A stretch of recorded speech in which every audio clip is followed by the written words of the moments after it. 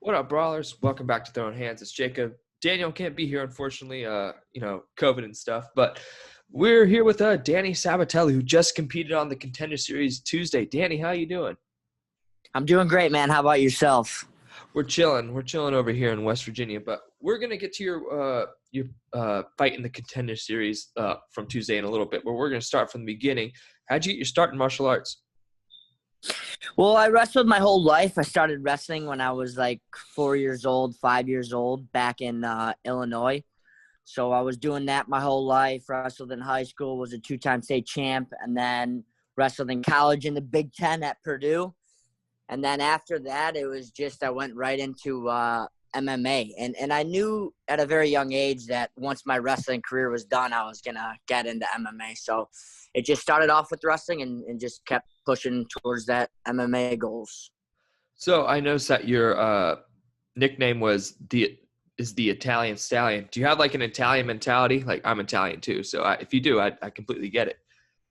Yeah, absolutely. I have a big Italian family. I'm Italian on both sides, my mom's side and my dad's side, predominantly on my dad's side. And, it's the Italian life. If you're a part of it, it's a lot of loyalty and toughness, tough love. It's just my MO really.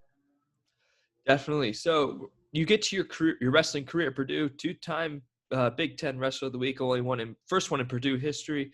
And you qualify for the NCAA tournament 3 times. Has this high level of competition prepared you for MMA?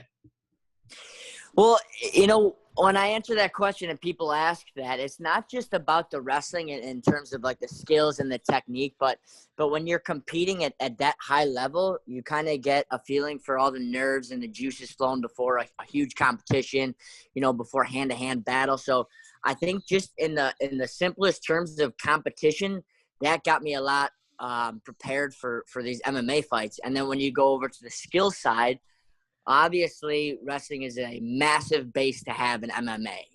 It's huge. But there is a huge difference between wrestling and MMA wrestling. There's no shoes. There's certain positions that you can't do because there's a guillotine that's there. But overall, I'm happy that I started with wrestling. I think it's the best base, but it can't just be knowing wrestling. You got to develop all your other tools as well. So what has been the toughest part of the transition from folk style / freestyle to mixed martial arts? Probably the stand-up, just because I don't really have too much experience with it. When I was growing up, I didn't really go to any boxing gyms or Muay Thai gyms or kickboxing gyms. So I'm at American Top Team, which is, the best team in the world. So I have the best coaches, best training partners. I'm training with Marlon Moraes, Pedro Munoz, Charles Rosa, all these high-level UFC guys. So I'm just getting my hands better, and hopefully the goal within the next couple of years is to get my stand-up just as good as my ground game. And once that happens, I'll be untouchable. No one will be able to beat me. Yeah, you mentioned American Top Team. What made you decide to go there instead of these other camps like AKA and Extreme Couture? Like what was so appealing to Top Team? Yeah, I was back in Chicago after I graduated from Purdue, and there's no really high-level gyms in Illinois or really anywhere around there. So I knew I did want to go to like a super gym like American Top Team or AKA or something like that. There was nothing really that drew me specifically to American Top Team, but in my opinion, before I even got to American Top Team, it was the best gym in the world. They have so many champions in UFC, Bellator, One, Ryzen. So I just thought, if that's the best gym in the world and I'm going to make a huge move, then might as well go to the best gym in the world. That makes sense. And it's clearly paid off so far. So you get to your first MMA fight. What were your your first pro MMA fight rather? What were your thoughts going into that?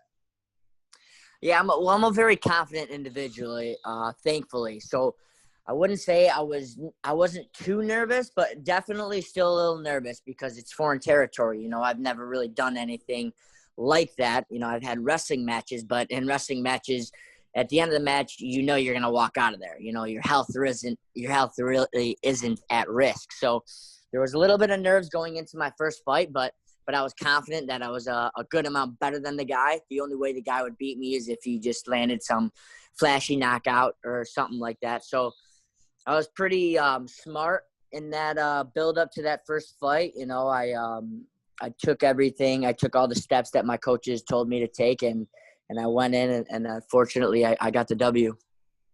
Definitely. So you get on the 6-fight win streak, but, you know, you hit your first loss against Irwin Rivera. You know, he's fought in the UFC now. What'd you learn in that loss? Yeah, so he's a southpaw. I learned a lot more technically. Going into that fight, I didn't really think facing a southpaw would be too big of an issue. You know, I always thought, you know, it's a fight. You know, what's the difference? If he's going to throw a punch at me, I'm going to throw a punch at him. Same thing with kicks. What does it matter if he's a southpaw or orthodox? Well, I went in there, and everything was backwards, as you know. So I was very flustered in that fight. I think I did good the first few rounds, and then started luck just wasn't going my way. But I just learned if you have an opponent, you should really do a lot of film and gear your training towards that opponent. You know, I need to be smarter in my training for each fight camp that I go through. You know, whereas before that, I was kind of selfish in the way of like, you know what, I'm just going to focus on me and my skills. I don't care about the other guy. I'm just going to do me. Where now I've switched that thought process. If I have a southpaw, then leading up to that fight, I'm going to train with southpaws. You know, if I have a karate guy that I'm fighting, then leading up to that fight, I'm going to go with karate guys. So it's just, I've just gotten a little smarter in my training, I'd say, since that fight. So you've refined pretty much what you're doing. Like you're not just conditioning, rather you're more tailoring your fight style to the person that you're going to fight. Yeah, absolutely. Because, you know, if someone has a specific area that they're good at, they're going to be successful with that. You know, if someone gets to their positions and where they're comfortable, then they're going to win the fight. So I need to be smart in that aspect and make sure that I'm ready for that and to counter with my positions and go to what I like. Definitely. So, you know, after that fight against Rivera, you get 2 wins and you've come to the Contender Series. How'd that fight come together?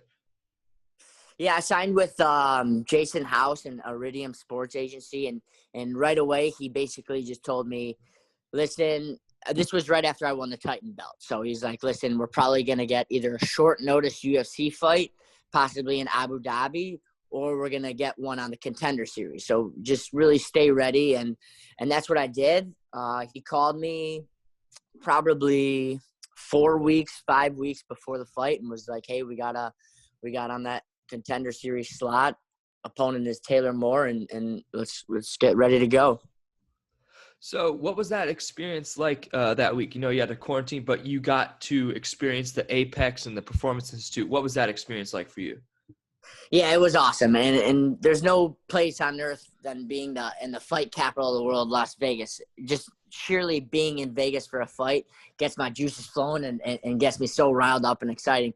But then on top of it, you have the Apex and the UFC PI, which are just unreal buildings. It's insane how much money the UFC has. You know, you obviously can like think about it, but once you see it, it's really mind boggling. So I got to see everything and it was really cool and just motivating to me. You know, someday I got to get there.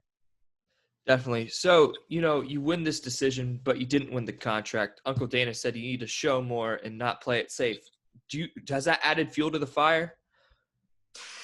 A little bit. You know, I'm in a weird spot because I'm not necessarily unhappy with how I performed. I dominated that fucking kid. I got a 30-24 on the scorecard. I don't even know if that's ever been done in Dana White Contender Series history. So I think I performed good. There's of course things that I should have done. You know, I probably should have taken more risks. I probably should have let him up, but I think I totally dominated the kid, and that's my MO. You know, I always go out there trying to dominate. Of course, I'm looking for the finish. You know, I don't plan on going the distance.